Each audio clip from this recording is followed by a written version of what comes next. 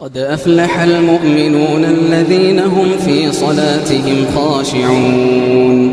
والذين هم عن اللغو معرضون والذين هم للزكاة فاعلون والذين هم لفروجهم حافظون إلا على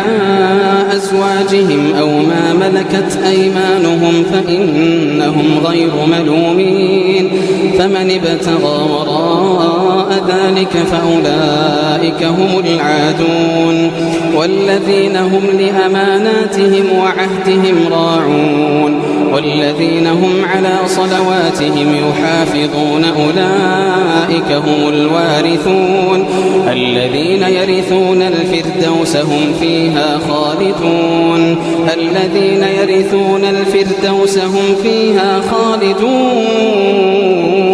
ولقد خلقنا الإنسان من سلالة من طين ثم جعلناه نطفة في قرار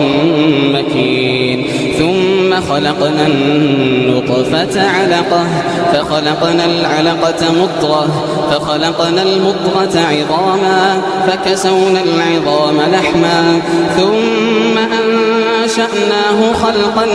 آخر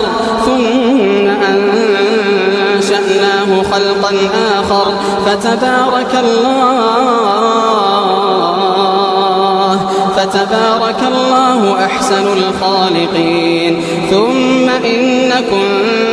بعد ذلك لميتون ثم إنكم يوم القيامة تبعثون ولقد خلقنا فوقكم 7 طرائق وما كنا عن الخلق غافلين